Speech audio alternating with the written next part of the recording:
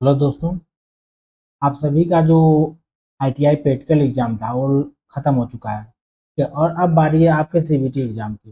Practical exam में no doubt किसी बच्चे को कोई दिक्कत नहीं होने वाली है, कोई परेशानी नहीं हुई होगी। जो भी चीज़ें होगी आपके कॉलेज स्तर पर मैनेज किया जा चुका है। ठीक है, और प्रैक्टिकल और सेशनल में अच्छे खासे नंबर सारे बच्चों को ऑलरेडी प्राप्त हो जाता है। सबसे बड़ी दिक्कत आती है आपकी कि सीबीटी एग्जाम, उसका आप प्रिपरेशन कैसे करें। इसमें देखिए यदि मिनिमम आपको पासिंग मार्क भी आप ला देते हैं ना, तब भी आपका अच्छा खासा परसेंटेज में बन जाता है। लेकिन यदि मान लीजिए आप और बेहतर स्कोर कर पाते हो तो नो डाउट आप जो होता है मेरिट लिस्ट में एक अच्छे पायदान को प्राप्त कर पाते हैं। तो इसके लिए जरूरी है कि आप अपनी सीबीटी का एग्जाम अब स्टार्ट कर दें। तो मुश्किल से 10 या 15 दिन ही बचे हैं आपके सीबीटी एग्जाम को होने में। तो इसी जैसा कि हमने अपने आईटीआई के बच्चों से वादा किया था कि आपका जो सीबीटी एग्जाम है उसकी तैयारी मैं कराऊंगा। और इसीलिए मैं भारत स्किल पोर्टल पर जो भी नए क्वेश्चन बैंक, कुछ क्वेश्चन बैंक का अभी लेटेस्ट अपडेट किए गए हैं, उनको मैं लेकर आऊँ। और मैं पूर्ण विश्वास से करता हूँ कि यदि आप सिर्फ इस सीरीज को देखेंगे, इस वीडियो को देखेंगे, ऐसे 3-4 वीडियो मैं और भी लेकर आऊँगा, जिससे मैं आपके सारे जो भारत से क्वेश्चन उसको कवर करूँगा। सिर्फ आप इतना ही देख लेते तो भी आप अपने एग्जाम में, मैं गारंटी के साथ कह रहा हूँ कि आप कम से कम 75 to 80% क्वेश्चन कर जाएंगे। क्योंकि पिछले 4-5 सालों का जो रिकॉर्ड रहा है, निमी हमेशा जो है इसी में से क्वेश्चन आपका पूछता रहता है। तो बिना विलंब किए शुरू करते हैं आज का ये सेशन। ठीक है, तो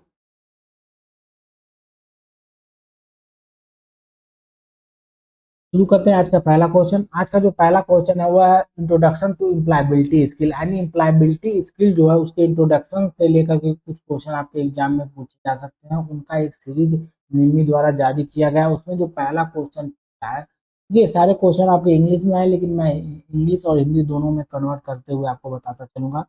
तो पहला क्वेश्चन लिख रहा है कि which of the option is not A employability skill. यानी कि निम्न में से कौन सा ऑप्शन जो है एक इम्प्लॉयबिलिटी स्किल के अंतर्गत नहीं आता। तो सबसे पहला ऑप्शन आपका दे रहा है good runner, good. Second option आपका good interview skill, good communication skill and quick learning. तो दोस्तों आप पूछा कि कौन सा नहीं आता, नॉट एन इम्प्लॉयबिलिटी स्किल। तो यहाँ पर जो आपका ऑप्शन ए होगा वो आपका करेक्ट आंसर यहाँ माना जाएगा, क्योंकि यह आपके इम्प्लॉयबिलिटी स्किल नहीं आता। आपको इम्प्लॉयबिलिटी स्किल में आपको अच्छे से रनिंग करना नहीं सिखाया जाता। यहाँ आपको एक इंटरव्यू कैसे कंडक्ट किया जाता है, आपको एक गुड कम्युनिकेशन स्किल कैसे डेवलप कर सकते हैं, और चीज़ों को बड़ी आसानी से कैसे आप सीख सकते हैं, इन सारे स्किल के बारे में आपको बताया जाता है, आपको सिखाया जाता है। तो यहाँ आपका जो सही आंसर हो जाएगा ऑप्शन नंबर 1, गुड रनर, क्योंकि यह इम्प्लॉयबिलिटी स्किल का एक पार्ट नहीं है, इसके अंतर्गत नहीं आता। अगला क्वेश्चन यहाँ पूछा है कि an employee is a someone who, यानी एक एम्प्लॉय होता है, कौन होता है, goes to school to duty, जो क्या करता है, स्कूल क्या करने, ड्यूटी करने लिए जाता है। सेकेंड ऑप्शन है डज नॉट वर्क, जो कि काम नहीं करता। Work for a salary, salary के लिए जो काम करता है। और गोज टू प्ले, ठीक है, जो खेलने के लिए जाता है। तो जाहिर सी बात है एक एम्प्लॉय क्या होता है, जो कि सैलरी के लिए क्या करता है, काम करता है, वर्क फॉर ए सैलरी। यानी कि ऑप्शन नंबर सी आपका यहाँ पे राइट आंसर हो जाएगा। इसके अलावा बाकी 3 ऑप्शन जो है वो एम्प्लॉय के अंतर्गत नहीं आता।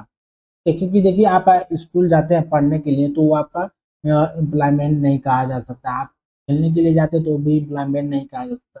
हालांकि आजकल जो कुछ पेशेवर खिलाड़ी भी निकल कर आए हैं, बट हो जाएगा उसका। अगला क्वेश्चन है कि which are the two skill needed for good career growth. यानी कि निम्न में से कौन सा स्किल जो है, 2 स्किल जो है वो आपके करियर में ग्रोथ करने में सहायक होता है, singing, dancing, gardening and third option आपका इस technical skill and employability skill. तो जाहिर सी बात है आपको करियर ग्रोथ करने के लिए आप में क्या होना, टेक्निकल स्किल होना चाहिए और एम्प्लॉयबिलिटी स्किल का होना अति आवश्यक है। तो इस तरह से आपका जो ऑप्शन नंबर डी यहाँ पर राइट आंसर हो जाएगा। ठीक है, अगला क्वेश्चन है कि Gopi is always willing to learn and improve in his work he is. यानी कह रहा है कि गोपी जो है ऑलवेज क्या करता है, लर्निंग करता है और इम्प्रूवमेंट हिज वर्क, अपने काम में क्या करता है, इम्प्रूवमेंट करता है। ही इज क्या, वो क्या कहलाएगा, तो जाहिर सी बात है क्या कहलाएगा, वह ग्रोथ माइंडेड कहलाएगा, यानी कि वो अपने दिमाग को क्या कर रहा है, निरंतर डेवलप कर रहा है। ठीक है, तो यहाँ पे ऑप्शन नंबर सी आपका सही आंसर हो जाएगा। अगला क्वेश्चन है कि the meaning of employability skill, यानी कि एम्प्लॉयबिलिटी स्किल का क्या मतलब होता है। तो दोस्तों यहाँ पे पहला ऑप्शन दे रखा है skill to get a job, यानी कि एक स्किल जो कि आपको क्या करता है, जॉब दिलाता है। Skill to be a good employee, skill for a good communication, all of the above. तो यहाँ पे देखिए आपका सही आंसर जो होगा skill to be a good employee, यहाँ पे ऑप्शन नंबर बी दे रखा है, लेकिन मेरे हिसाब से यहाँ ऑल ऑफ एबव होना चाहिए, क्योंकि यदि आप एम्प्लॉयबिलिटी स्किल पढ़ते हैं तो उसमें सारी चीजें आपको सिखाई जाती है कि कैसे आप जॉब पा सकते हैं, skill to be a good employee, skill for a good communication, all of the above. अगला क्वेश्चन है कि देखिए अगला क्वेश्चन आपका लर्निंग एम्प्लॉयबिलिटी स्किल ऑनलाइन, ठीक है, तो इस टॉपिक से संबंधित आपका क्वेश्चन है। तो इसमें पूछ रहा है कि when we learn something online it is called, यानी कि जब हम किसी चीज को ऑनलाइन सीखते हैं तो उसको क्या बोला जाता है, तो उसको बोला जाता है ई लर्निंग बोला जाता है। क्या बोला जाता है, ई लर्निंग बोला जाता है, यानी किसी भी चीज को जब हम ऑनलाइन सीखते हैं क्या बोला जाता है, उसको ई लर्निंग बोला जाता है, यानी कि ऑप्शन नंबर सी यहाँ पे आपका राइट आंसर। अगला क्वेश्चन है कि the benefit of learning online, यानी ऑनलाइन पढ़ने का जो बेनिफिट है वो क्या हो सकता है। पहला ऑप्शन आपका दे रखा है we learn any time and from anywhere. Second option है become friend with our classmate, go home fast, see the library. तो इसका सबसे अच्छा जो फायदा हो क्या है कि हम कहीं भी और कभी भी क्या करते हैं, चीजों को सीख सकते हैं, पढ़ सकते हैं। तो इस तरह से ऑप्शन नंबर ए यहाँ पे आपका राइट आंसर हो जाएगा। अगला क्वेश्चन है कि which of these is a employability skill portal, ठीक है, which of these an employability skill portal, यानी निम्न में से कौन आपका एम्प्लॉयबिलिटी स्किल का एक पोर्टल है। तो जाहिर सी बात है फेसबुक आपका एक सोशल मीडिया प्लेटफॉर्म है, भारत स्किल जो है वो आपका क्या है, एक एम्प्लॉयबिलिटी स्किल पोर्टल है। क्या है, एम्प्लॉयबिलिटी स्किल पोर्टल है।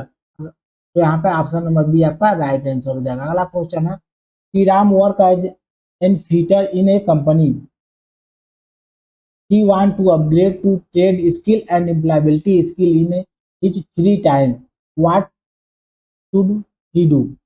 यानी कह रहा है कि राम जो है वह फीटर, एक कंपनी में फीटर को वर्कशॉप में काम करता है और पूछ रहा है कि वह अपनी स्किल को अपग्रेड करना चाहता है। फ्री टाइम जो बच रहा है उसमें वो अपनी स्किल को अपग्रेड करना चाहता है, तो उसके लिए वो क्या कर सकता है। तो जाहिर सी बात है वो क्या कर सकता है, प्ले स्पोर्ट। जाहिर सी बात है यदि करियर में अपनी ग्रोथ करना चाहता है, अपनी लाइबिलिटी स्किल जो है उसको ग्रोथ करना चाहता है, तो खेलने से तो आएगा नहीं। वॉच न्यूज, ठीक है, न्यूज देखने से, टीवी देखने से भी नहीं आएगा। फाइंड कोर्सेज ऑनलाइन और ऑफलाइन, जाहिर सी बात है वो एम्प्लॉयबिलिटी स्किल से जुड़े जो भी कोर्सेज अवेलेबल है ऑफलाइन या ऑनलाइन उनको कंडक्ट करेगा, उनको ज्वाइन करेगा, तभी वो अपने एम्प्लॉयबिलिटी स्किल को और इम्प्रूव कर पाएगा। अगला क्वेश्चन यहाँ पूछ रखा है कि Gina want to enroll for a e learning course, the most important things she need are, यानी कह रहा है Gina want to enroll e learning course, यानी जीना जो है वह ई लर्निंग कोर्स को ज्वाइन करना चाहती है। की most important things are need are, तो उसे किस चीज की सबसे ज्यादा जरूरत पड़ेगी। जाहिर सी बात है यदि आप कोई भी ऑनलाइन प्लेटफॉर्म से ऑनलाइन चीजें कंटेंट को पढ़ना चाहते हो तो उसके लिए आपको मोबाइल फोन या फिर कंप्यूटर की आवश्यकता पड़ेगी। बिना इसके आप क्या करेंगे, कोई भी ई लर्निंग प्लेटफॉर्म से चीजों को नहीं सीख पाएंगे। इस तरह से आपका ऑप्शन नंबर सी यहाँ पर राइट आंसर हो जाएगा। ओके, दोस्तों अगला क्वेश्चन यहाँ पूछ रहा है कि in today times that skill has become a basic skill requirement in many job, यानी कि आज के समय में कौन सी स्किल जो है किसी भी जॉब को प्राप्त करने के लिए जरूरी है। तो जाहिर सी बात है आपके पास कोई स्किल हो या ना हो लेकिन डिजिटल स्किल आना चाहिए। पहले मतलब आपको डिजिटल लिटरेसी के बारे में आना चाहिए, टाइपिंग वगैरह ये सब चीजें आपके पास आनी ही चाहिए, चाहे आप कहीं भी जॉब करें। इस तरह से ऑप्शन नंबर बी आपका यहाँ पे राइट आंसर। अगला क्वेश्चन है dash job help to reduce pollution, preserve the environment and the planet. यानी कि कह रहा है कि निम्न में से कौन सा जॉब जो है हेल्प करता है किसमें, रिड्यूस पॉल्यूशन, पॉल्यूशन को कम करने में, प्रिजर्व द इन्वायरमेंट यानी कि क्या होता है पर्यावरण और पृथ्वी को क्या करने के लिए, सुरक्षित रखने के लिए क्या चीजें जरूरी है। तो जाहिर सी बात है क्या होना चाहिए आपका, ग्रीन जॉब। ग्रीन जॉब का मतलब क्या होता है, ऐसी जॉब जो कि पॉल्यूशन रहित है, जिसमें कि पॉल्यूशन नहीं फैलती, ठीक है। तो इस तरह से आपका ऑप्शन नंबर सी यहाँ पर राइट आंसर हो। देखिए इस क्वेश्चन को ऐसे समझ सकते हैं कि पूछ रहा है आसान भाषा में पूछा है, ये पूछ रहा है कि निम्न में से कौन सा जॉब जो है वो पॉल्यूशन को कम करता है और पृथ्वी एवं पर्यावरण को सुरक्षित रखने में मदद करता है। तो जो ग्रीन जॉब होते हैं, ग्रीन जॉब मतलब ऐसे जॉब जो होते हैं कि मान लीजिए जो कि पर्यावरण के हित में, ठीक है, उनको बोला जाता है। अगला क्वेश्चन है कि green job are important because, green job जो होते हैं वह इम्पोर्टेंट है क्यों, they help protect the environment यानी कि पर्यावरण को क्या करते हैं, सुरक्षित करते हैं, यानी कि ऑप्शन नंबर ए यहाँ पर राइट।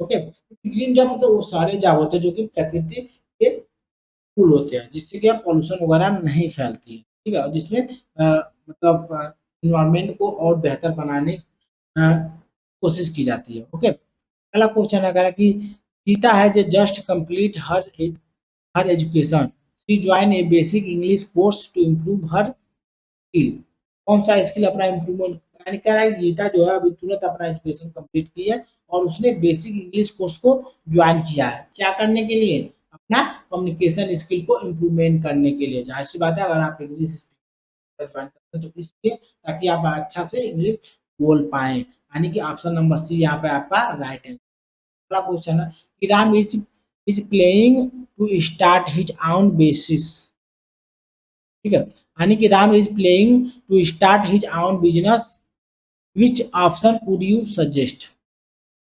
यानी कह रहा है कि राम जो है वो प्लान कर रहा है, क्या प्लान कर रहा है, अपना ऑनलाइन बिजनेस स्टार्ट करने की, ठीक है, और यदि आपको सलाह देना हो तो आप उसे क्या सलाह दे सकते हैं।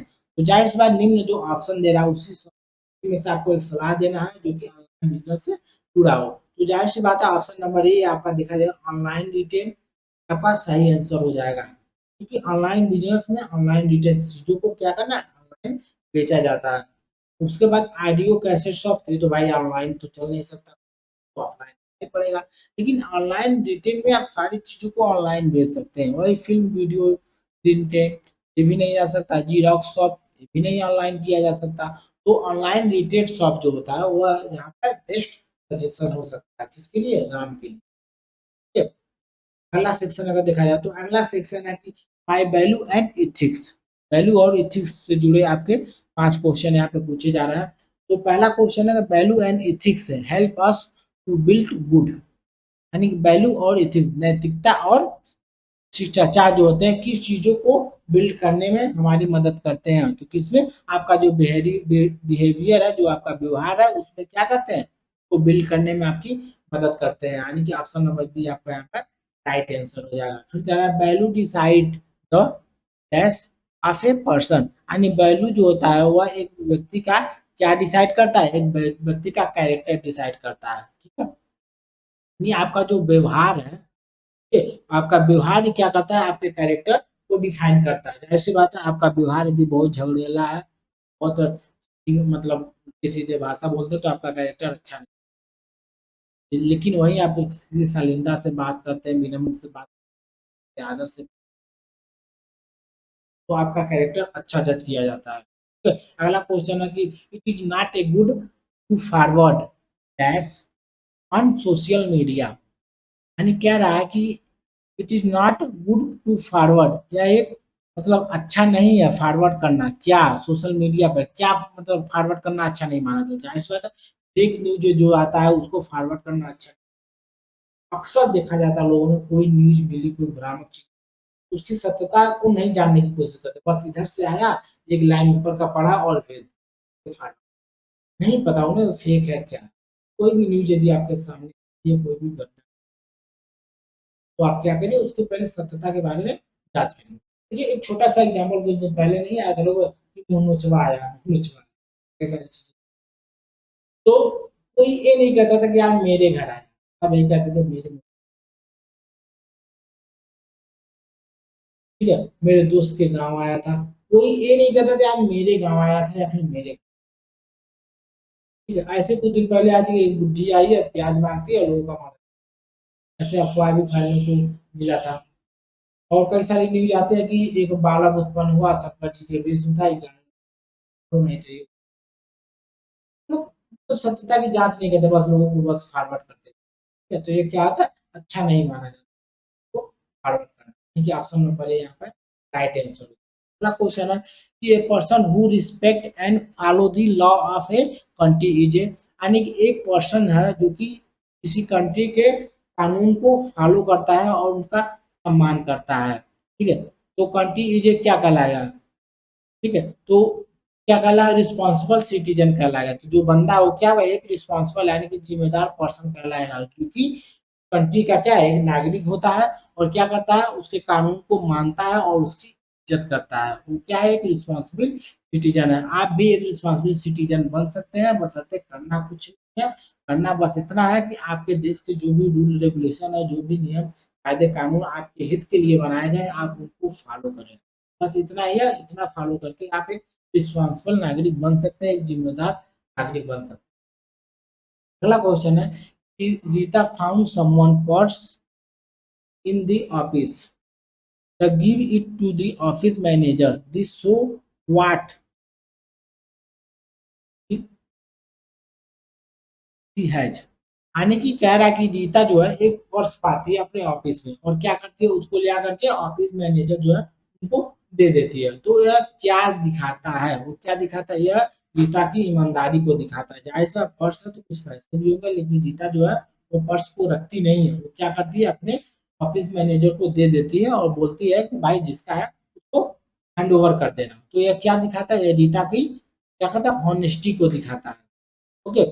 अगला सेक्शन है एम्प्लॉयबिलिटी स्किल का कि our constitutional guiding principle, okay, यानी आपका जो कॉन्स्टिट्यूशन है, जो संविधान है, उससे जुड़े कुछ क्वेश्चन आपके यहाँ पे इस सेक्शन से पूछे जाते हैं आपके एग्जाम में। तो पहला क्वेश्चन है कि the constitution of India is also called as, यानी कि भारत का जो संविधान है वह और क्या कहलाता है, ठीक है। कॉन्स्टिट्यूशन को और क्या बोला जाता है, भारतीय एकेडमी नहीं बोला जाता, नोवेल भी नहीं बोला जाता, न्यूज़पेपर भी नहीं बोला जाता, क्या बोला जाता है, भारतीय संविधान बोला जाता है, ठीक है।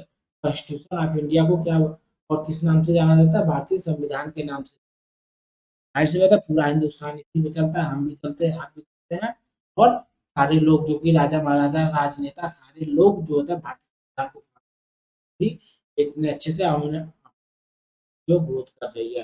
अगला क्वेश्चन है India is a foreigner country that means it can make it own, कह रहा है कि इंडिया इज ए सोवेंजर कंट्री, कि मान लीजिए इंडिया जो है एक स्वतंत्र कंट्री है, तो क्या कर सकती है, इट मीन्स क्या कर सकती है, वो अपना रूल एंड डिसीजन स्वयं ले सकती है। ऑप्शन नंबर डी यहाँ पे राइट आंसर हो। पहला क्वेश्चन है कि the constitution is a set of dash of our country, यानी कॉन्स्टिट्यूशन जो है वो सेट ऑफ, यानी जो भारतीय संविधान है वो किसका ग्रुप है, तो वह क्या है, कानून और नियमों का क्या है, एक ग्रुप है। कई सारे इसमें रूल रेगुलेशन बने हुए हैं, उनको एक साथ इकट्ठा कर दिया गया और उसको दे दिया गया इंडियन कॉन्स्टिट्यूशन, यानी कि भारतीय संविधान। अगला क्वेश्चन है कि mister Johnson want to employ an 8 year old girl for household work in India, he provisions that become it, यानी कह रहा है mister Johnson want to employ, यानी कि मिस्टर जॉनसन जो है वह एक मतलब एक 8 साल की बच्ची को है अपने घर पे काम करने के लिए रखना चाहते हैं, लेकिन क्या करता है कि उनको भारत सरकार जो होता है उनको मना कर देती है। क्यों कर देती है, क्योंकि क्या है, राइट टू अगेंस्ट एक्सप्लोनेशन, यानी कि देखिए यहाँ जो बाल मजदूरी जो होता है उसके अगेंस्ट यदि आपकी उम्र 14 साल से कम है, तो आप क्या कर सकते हैं, उनसे 14 साल से कम उनसे आप क्या करते हैं, आप वो क्या करते हैं, काम नहीं ले सकते। तो यहाँ पे ऑप्शन नंबर सी यहाँ पे आंसर हो जाएगा। अगला क्वेश्चन है कि we have freedom to go to temple, church or mosque for prayer, this pillar of character is called. यानी कि हम स्वतंत्र हैं किसमें जाने के लिए, टेम्पल जाने के लिए, चर्च जाने के लिए, मस्जिद जाने के लिए, पूजा करने के लिए। तो ये जो फ्रीडम है वो क्या कहलाता है, ठीक है, कैरेक्टर इज कॉल्ड। यानी ये जो पिलर ऑफ कैरेक्टर क्या कहलाता है, रिस्पेक्ट कहलाता है, यानी कि भारतीय संविधान का सभी धर्मों के प्रति को दर्शाता है। तो ऑप्शन नंबर डी आपका यहाँ पर राइट आंसर होगा। अगला जो सेक्शन है आपका प्रोटेक्शन ऑफ इन्वायरमेंट, यानी कि इन्वायरमेंट से जुड़े आपके कुछ क्वेश्चन यहाँ दे रखे हैं। इनसे देखिए क्वेश्चन आपके एग्जाम में आना ही आना है। तो क्वेश्चन क्या पूछ रहा है कि addition of a harmful smoke gases and chemicals to the environment in large quantity is called. यानी कि आपके इन्वायरमेंट में कई सारे गैसेस केमिकल आदि को क्या करता है, क्या करता है, फैला देना, उसमें मिला देना, वो क्या कहलाता है, वो पॉल्यूशन कहलाता है। क्या कहलाता है, पॉल्यूशन। यानी कि आप अपने इन्वायरमेंट में जो होता है कई सारे इसमें मतलब हार्मफुल गैसेस केमिकल और कचरा वगैरह यदि मिला देते हैं फैला देते हैं तो काफ़ी हार्मफुल होता है आपके, और ये जो चीज़ें कहलाती है वही पॉल्यूशन कहलाता है। कई सारी विकृतियाँ जब इन्वायरमेंट में घुल मिल जाती है आ जाती है तो उसको क्या बोला जाता है, पॉल्यूशन। अगला क्वेश्चन है कि the cutting down of a tree for a farming and housing purpose is called। यानी कि हाउसिंग और यानी कि अब कह रहा है कि cutting down of tree for a farming and housing purpose is called. यानी कि पेड़ों को जब हम किसी के लिए और घर बनाने के लिए काटा जाता है तो उसको क्या बोला जाता है, इसको बोला जाता है डिफोरेस्ट डिफॉरेस्टेशन। डिफॉरेस्टेशन को बोला जाता है डिफॉरेस्टेशन बोला जाता है। यानी जब हम पेड़ पौधों को काटते हैं किस उद्देश्य के लिए, अपने किसी योग्य भूमि बनाने के लिए या फिर घर बनाने के लिए, क्या बोला जाता है, डिफॉरेस्टेशन बोला जाता है। यानी कि ऑप्शन नंबर ए यहाँ पर राइट आंसर हो जाएगा। अगला क्वेश्चन है कि releasing chemicals waste plastic into water in a called. यानी कि जब हम पानी में क्या करते हैं, केमिकल, प्लास्टिक और कई सारे वेस्टेज चीज़ों को जब हम उसमें पानी में डाल देते हैं तो वो क्या कहलाता है, आपका वाटर पॉल्यूशन कहलाता है। जाहिर सी बात है यदि आप पानी में डाल देते हैं वेस्टेज चीज़ें डाल देते हैं, कचरा डाल देते हैं, प्लास्टिक डाल देते हैं, तो किसके अंतर्गत आता है, वो आपका वाटर पॉल्यूशन कहा जाता है। ऑप्शन नंबर डी यहाँ पर राइट आंसर हो जाएगा। ठीक है। अगला क्वेश्चन है कि scientist are a warning us that the rise in earth temperature causes. यानी कि जो साइंटिस्ट जो वैज्ञानिक है वो वार्न कर चुके हैं कि पृथ्वी का जो टेम्परेचर है वो क्या कर रहा है, बढ़ रहा है। किस कारण बढ़ रहा है, किस कारण बढ़ रहा है, तो ग्लोबल वार्मिंग के कारण जो है वो पृथ्वी का टेम्परेचर बढ़ रहा है। ये हमारे जो वैज्ञानिक है वो पहले से वार्निंग दे चुके हैं। पृथ्वी का टेम्परेचर जो है दिन प्रतिदिन बढ़ता जा रहा है, किस कारण, ग्लोबल वार्मिंग के कारण। ठीक है। अगला क्वेश्चन है, देखिए अगला क्वेश्चन है कि Shyam avoid the use of plastic and chemical fertiliser, he is follow, ये क्या कहलाता है, ग्रीन लाइफ स्टाइल। यानी श्याम जो है अवॉइड करता है प्लास्टिक का यूज करने से, केमिकल का यूज करने से और खाद वगैरह का यूज करने से। तो क्या कर रहा है, क्या कर रहा है, ग्रीन लाइफ स्टाइल को अपना रखा है। ठीक है, ग्रीन लाइफ स्टाइल को यानी ऐसे चीजों का उपयोग कर रहा है जिससे कि पॉल्यूशन ना फैले। ओके, तो ऑप्शन नंबर ए यहाँ पर राइट आंसर हो जाएगा। अगला सेक्शन देखते हैं। अगला सेक्शन जो है कि 21st सेंचुरी इम्प्लॉयबिलिटी स्किल, यानी 21वीं शताब्दी में जो इम्प्लॉयबिलिटी स्किल है उससे जुड़े यहाँ पे क्वेश्चन है। देखिए यहाँ 21वीं शताब्दी से क्या मतलब, यानी आधुनिक समय में इम्प्लॉयबिलिटी स्किल से जुड़े क्या किन चीज़ों के बारे में आपको जानकारी होनी चाहिए, उससे रिलेटेड आपसे यहाँ पे क्वेश्चन पूछा जाता है। तो क्वेश्चन है आपका, major change to place in the manufacturing would with, ठीक है, कि मेजर चेंज टू प्लेस, कि कह रहा है कि किसी भी प्लेस पे जो मेजर चेंजेज होते हैं मैन्युफैक्चरिंग के टाइम पे वो क्या कहलाता है, तो क्या कहलाता है आपका, इंडस्ट्रियल रिवॉल्यूशन कहलाता है। मतलब मैन्युफैक्चरिंग के समय जो भी मेजर चेंजेस करना की बात है, कहीं कंपनी है कुछ चीजें मैन्युफैक्चर हो रही है तो कुछ बेसिक चीज़ों को आप बार-बार चेंज करना पड़ता है। जैसे कि मान लीजिए फर्श की मतलब साफ-सफाई होना चाहिए, दीवारों पे पुट्टी सारी चीज़ें होना आवश्यक होता है। इसलिए यहाँ पे इंडस्ट्रियल रिवैल्यूएशन की आवश्यकता पड़ती है। यानी कि मशीनों का देख-रेख और उनका रिवैल्यूएशन में कोई खराबी ना आए। अगला क्वेश्चन है कि the process of a manufacturing has changed due to technology and development. Process of manufacturing and change यानी कि वह मैन्युफैक्चरिंग और चेंजेस की टेक्नोलॉजी डेवलप करने की जो चीज़ें होती है वो क्या कहलाती है? प्रोसेस ऑफ मैन्युफैक्चरिंग यानी चीज़ों को बनाने का जो तरीका होता है has change due to technology यानी टेक्नोलॉजी का देखिए कि इस क्वेश्चन का क्या मतलब कि टेक्नोलॉजी का यूज करके चीज़ों को और बेहतर डेवलप करने की जो मेथड होती है वो क्या कहलाती है? तो वो साइंटिफिक मेथड कहलाती है। जो साइंटिफिक जो वैज्ञानिक तरीकों को अपना करके हम लोग क्या करते हैं वो अपनाया जिससे कि मैन्युफैक्चरिंग सेक्टर में और बेहतर परफॉर्मेंस किया जाए। ठीक है? तो ऑप्शन नंबर बी आपका राइट आंसर ठीक है? अगला क्वेश्चन है regulation assessment of a skill is necessary for the growth of regulation assessment of skill यानी कि जो आपका स्किल है उसका उसमें क्या हो जाता है कि रेगुलर आपका ग्रोथ होना ज़रूरी है। किसके लिए? आपके करियर के लिए ज़रूरी है कि आपका जो नेसेसरी स्किल है, जो भी आप जो हुनर है उसमें क्या होना चाहिए? ग्रोथ दिन प्रतिदिन होना चाहिए, कि आपका करियर ग्रोथ कर सके। अगला क्वेश्चन है कि Neetu has excellent story telling. Neetu जो है वह बहुत अच्छा कहानी कहती है। Skill what type of intelligent is यानी कि यह स्किल क्या कहलाता है? लॉजिकल जो स्किल कहलाता है वो क्या कहलाता है? लॉजिकल स्किल कहता है। कोई बंदा यदि स्टोरी कह रहा है तो वो कुछ कहता है कुछ आपके सामने रिप्रेजेंट करता है। जैसे कि मान लीजिए 2 तरह के लोग होते हैं, दोनों को पैसे चाहिए, ठीक है? 2 बंदे मेरे पास आए, दोनों को उधार पैसे चाहिए और एक बंदा सीधे-सीधे कहता है कि यार मुझे पैसे की ज़रूरत है, मुझे दे दो। तो साथ में ना दूँ। लेकिन दूसरा बंदा आता है थोड़ी क्रिएटिव तरीके से कहता है, अपनी प्रॉब्लम बताता है, अपनी चीज़ों को और बेहतर एक्सप्लेन करता है तो मेरा दिल बदल जाएगा और मुझे मैं पैसे दे दूँ। तो ऐसे ही कहानी जो होती है, वह एक तरीका होता है लॉजिकल स्मार्ट तरीका जिसको कहा जाता है। नंबर डी यहाँ पर अगला क्वेश्चन है कि Swaraj is looking for a internet based data entry job.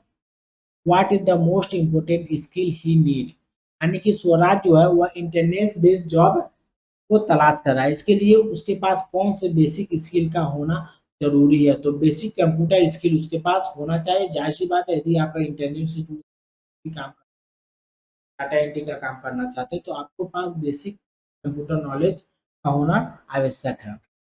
दोस्तों अगला जो सेक्शन है, अगला क्वेश्चन है कि नो योरसेल्फ एबिलिटी का जो अगला सेक्शन है नो योरसेल्फ। तो इसमें क्या है कि which of the following is not a part of one's personality इनमें से कौन जो है वह एक पर्सनैलिटी का एक पार्ट नहीं है। स्ट्रेंथ तो ज़ाहिर-सी बात है ये आपके पर्सनैलिटी में स्ट्रेंथ होनी चाहिए।